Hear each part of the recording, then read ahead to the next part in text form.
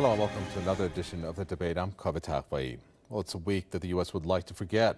Bomb explosion in Boston, Massachusetts. Police killed by one of the suspects of the explosion. A plant explosion in Texas to have claimed lives. And tainted letters sent to the U.S. president. Lives have been lost on U.S. mainland. Yet overseas, lives are lost continuously. From U.S. assassination drone strikes in Pakistan to the occupation in Afghanistan to support for insurgents in Syria for regime change there. Aren't those lives just as important?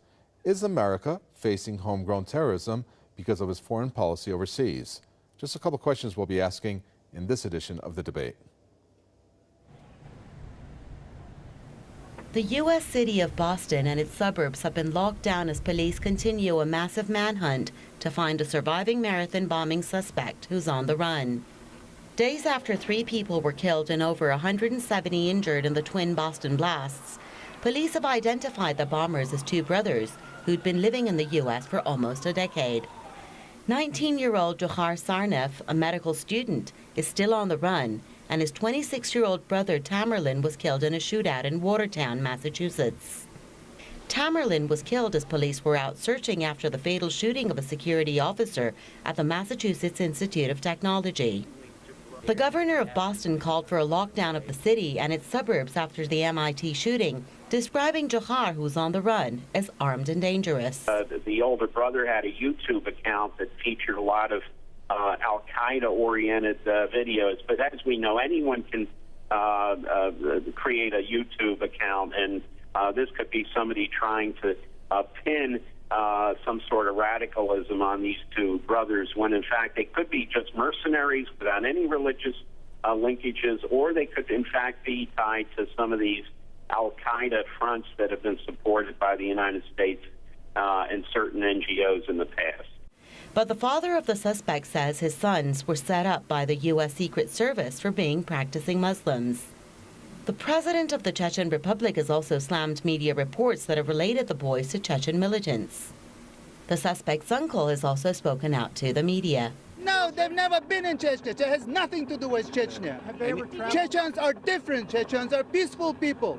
Anything else to do with religion, with Islam, it's a fraud, it's a fake.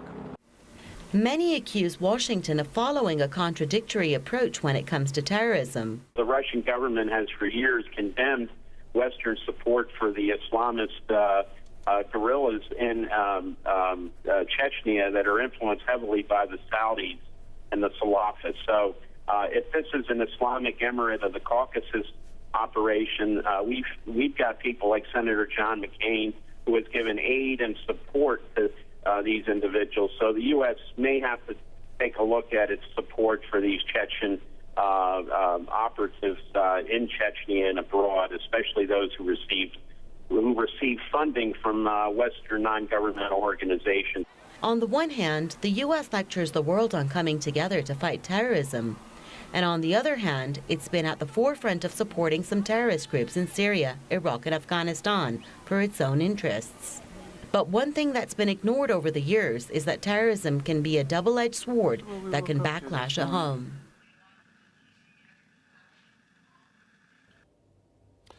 Let's introduce our guest for this edition of The Debate. Imam of Masjid al-Islam, Abdul Ali Musa, joins us from Berkeley. And from the State University of New York, we have Carl Grossman, who joins us from New York. Gentlemen, welcome. Carl Grossman, in the span of 48 hours, on Patriots' Day, explosions in Boston, and then the tainted letters, even one sent to the U.S. President Obama. What are we looking at? Is this a fluke in terms of what has occurred consecutively in succession order practically? Well, I think these are separate issues.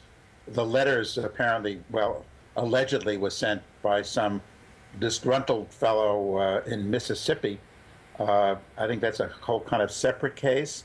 I think what we have here in Boston, or more specifically Watertown and Cambridge right now, has to do with these 2 brothers and, well, any connections that they might have. I mean, the news today is that one of the brothers, the older one who was killed last night, spent 6 months in Russia, and the question that is being posed by U.S. media has to do with whether he went to Chechnya and got training so these bombs could be built and so forth and so on. So I think we have individual cases, and the big issue is whether the two brothers who were charged with the Boston Marathon bombing have any kind of international terrorist connections. Well, you do pose it like that, but Abdul Ali Musa, let's take a look at the case of these two brothers, whether they have international relationships of any kind. I mean, we're looking at two males, white, one 19 years old, another 26 years old, educated, and they're U.S. citizens. They've grown up in the United States. So does it make a difference in terms of where their ethnicity is? This is where they grew up. Bismillah ar-Rahman ar-Rahim.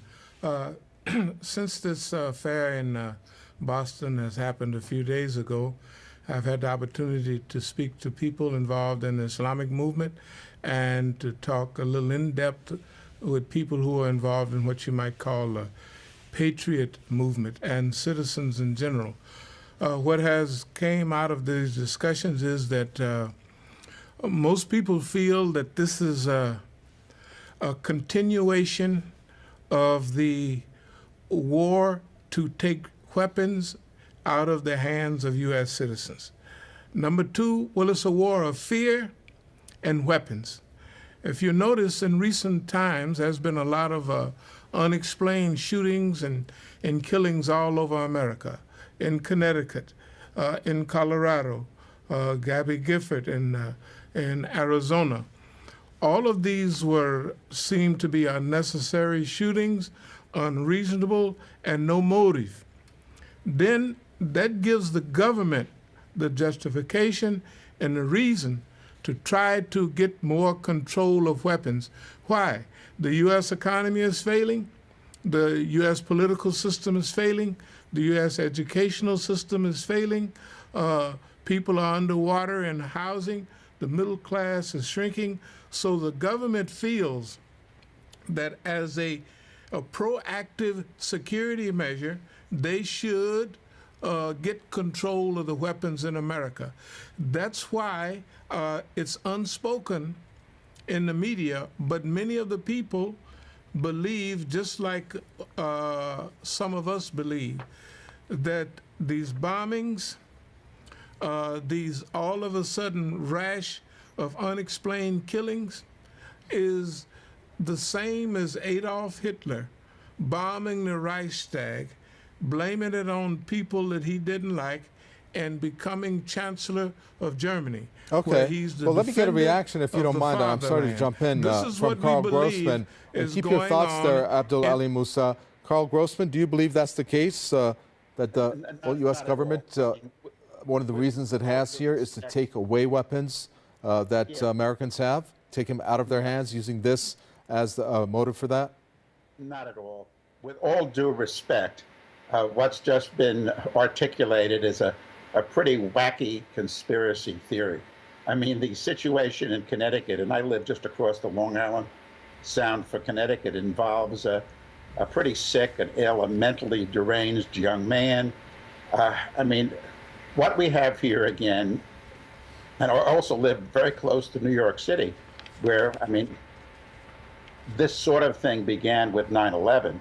In fact, many of my students at the State University of New York College at Old Westbury knew people, had relatives who worked at those towers at the Trade Center. No, 9/11 began for the United States a series of events through which the United States really woke up. I remember a quote from a Japanese general speaking about Pearl Harbor waking a sleeping giant. 9/11 woke up a sleeping giant, and ever since, this country has been very, very active on the terrorist front. And I think ultimately what we have here, well, this remains to be seen, is not two brothers, but something a little bigger than two brothers. Well, and, let me jump in here quickly, Carl Grossman, since you are from New York. Tell us then, when at the end of 2012, I'm sure you heard about this, where the New York City police, they found bomb-making materials and a terrorist encyclopedia at the Greenwich Village home of a young Harvard graduate and his 9-month pregnant girlfriend. From well-to-do families, both well-educated. Well, I'm not familiar with that case, and I do. Well, it's a case that outlines the profile of what we're looking at here. In some ways, parallel. You can make a comparison to what has occurred here with these two white males. My point being that you can't have a profile based on putting the ethnicity coming from Chechnya, for example, as to be a reason. And this is based on the Occupy Wall Street protest, which is my question to Abdul Ali Musa. How much do you think this may be related to the frustration that we're now seeing, perhaps an outcome of it or a consequence of it? This one example from the arrest in New York to these two males here who have conducted the Boston Marathon bombings. No, I don't think so. I don't think the Occupy Wall Street movement had anything to do with it. In fact, the Occupy Wall Street movement is still in progress. It's just morphed into another plane, another level of activity. The main thing surrounding the movement, Occupy Wall Street, was nonviolence. I had a lot to do with here in Oakland and being around in Washington, D.C. And the main corner or the main pillar of this structure, this organization, this movement was nonviolence. But the Occupy Wall Street movement did identify during this period of struggle who the enemy of humanity was. It was the Wall Street bankers, the Zionist media, and other forms of governmental control and non-governmental control. I want to reiterate this bombing that took place in Boston. First of all, there's no reason behind it. If you go to solve a crime, you have to first figure the regular crime policy. Who had a motive? Who had a history of doing these things before? Who had the ability? And who would gain? Who would gain from bombing innocent people, especially someone from Chechnya? This has no rhyme or reason whatsoever. And then the other point is there's a well-organized plan in place, and then there's no getaway plan. The people have had 2 days to leave the Boston area. They know cameras exist. They know the government is going to finally hone in on some suspects. Why would they do this? This gives us a feeling of what patriot people refer to as false flag, a 911 type operation, a 9/11 type operation that justifies continuous oppression of the American people. See, the Muslims have been under oppression, but so are the American people. The economy, the educational system, the lower standard of living, the shrinking of the middle class. All of this means that the Muslims are not a threat to the government. The people of America are a threat to the government. There's one point I would like to make before moving. Thomas Jefferson, one of the founders, actually the writer of the Declaration of Independence, his idea is this: if the government is weak and the people are strong, you have more liberty. If the government is strong and the people are weak, you have less liberty.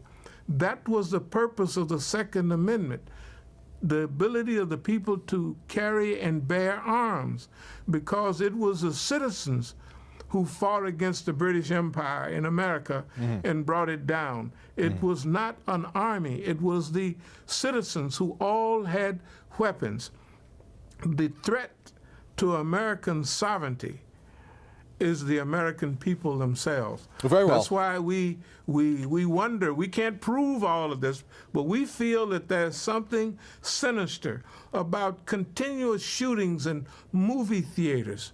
Right. Killing of innocent people, shooting of children. This is very suspicious. Right, and to add to your point there, you know, based on some records, there have been over 3,400 people who have been killed in gun-related violence across the U.S. since that December shooting at the Connecticut elementary school.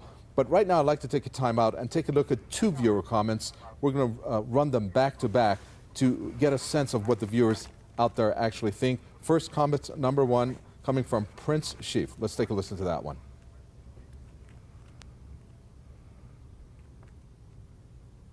What goes around comes around. America is just paying the price of backing terrorists.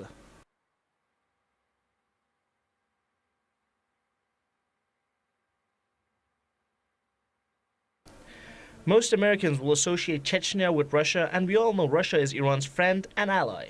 When 19 Saudis supposedly hijacked planes and attacked us, we retaliated against Iraq, Afghanistan, and Pakistan, not the Saudi. The bombers didn't have to be Iranian to give this warped government a reason to invade Iran in return. Carl Grossman, your reaction to either one of those comments, if you have a reaction to it. Reaction, it would be pointing to the statement made by the uncle of these two accused Boston Marathon bombers. That was this morning. And he said he loves America, that America is a place, the United States of America, which embraces people of all kinds of backgrounds, with people try to kind of get along. Now, I've been critical about the United States on many fronts. In fact, I just did an earlier interview today about President Obama's support of commercial nuclear power in this United States being a big mistake. I did a book a number of years ago about U.S. intervention in Nicaragua. But I think we have to think clearly. We have to understand that this country is not the devil. This country is an experiment in democracy.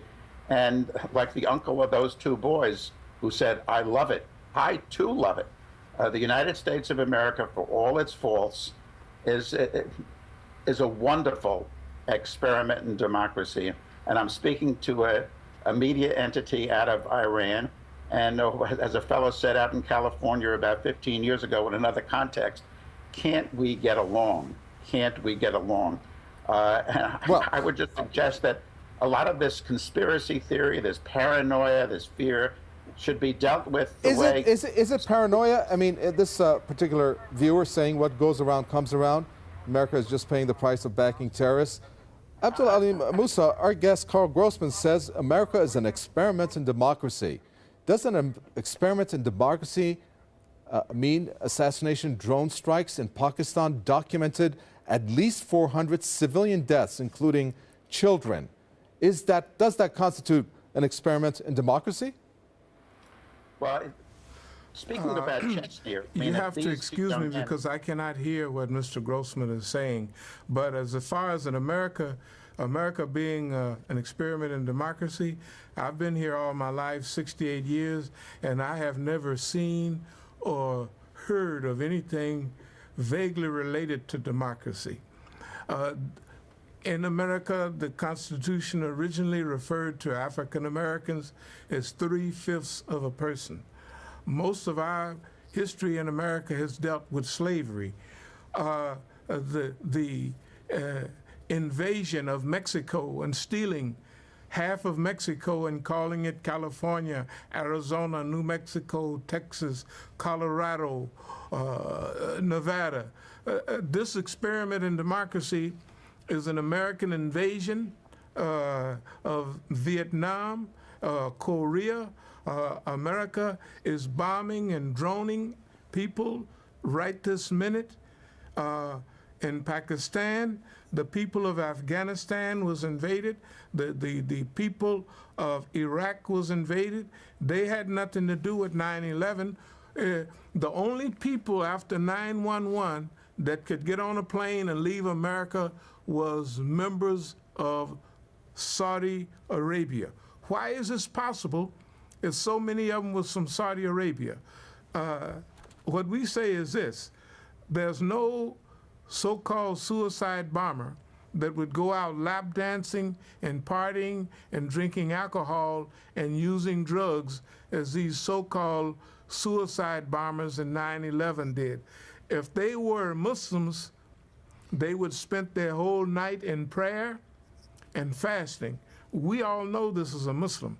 So that we get tired of this, the media associating any crime in America relating it to Islam and Muslims. We feel that the Muslims in America suffer from oppression right now, slander, maligning, Islamophobia more than Jews did in Germany under Adolf Hitler. I'm saying an experiment of democracy, the brother must be living in another country, or he's never challenged the government, or he's never tried to improve the condition of America against let's bring him in government then. And the press. Let's bring him in. Carl Grossman, if you have a response to Mr. Abdul Alim Musa there.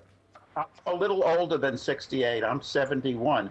And in my childhood, this country, this United States of America, stopped Hitler, stopped the Nazis, stopped the Japanese and Italian fascists, really saved the world for democracy.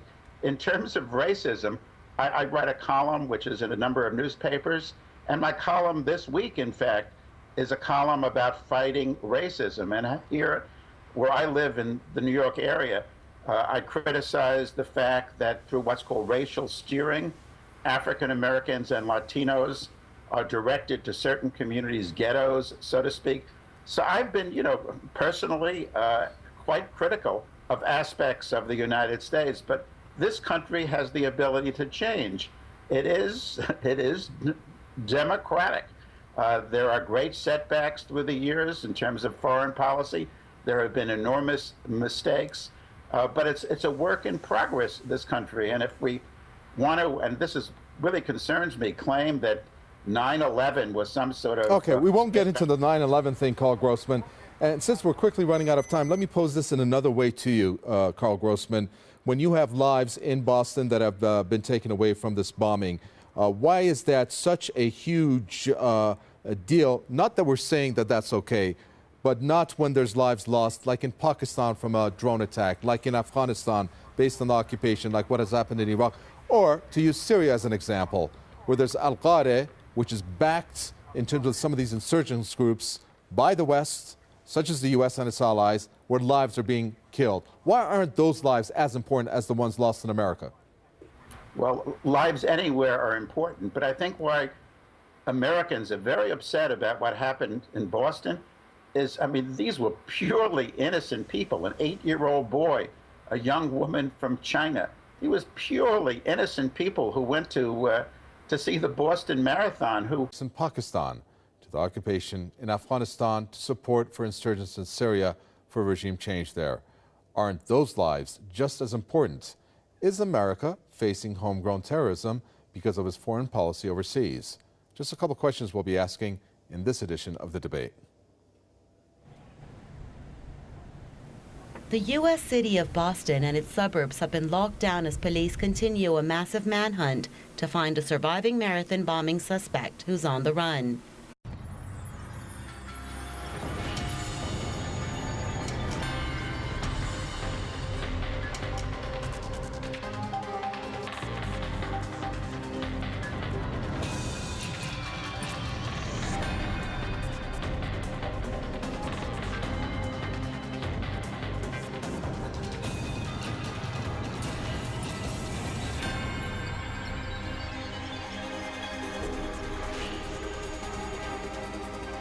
Days after 3 people were killed and over 170 injured in the twin Boston blasts, police have identified the bombers as 2 brothers who'd been living in the U.S. for almost a decade. 19-year-old Dzhokhar Tsarnaev, a medical student, is still on the run, and his 26-year-old brother Tamerlan was killed in a shootout in Watertown, Massachusetts. Tamerlan was killed as police were out searching after the fatal shooting of a security officer at the Massachusetts Institute of Technology. The governor of Boston called for a lockdown of the city and its suburbs after the MIT shooting, describing Dzhokhar, who's on the run, as armed and dangerous. The older brother had a YouTube account that featured a lot of Al-Qaeda-oriented videos. But as we know, anyone can create a YouTube account, and this could be somebody trying to pin some sort of radicalism on these 2 brothers, when in fact they could be just mercenaries without any...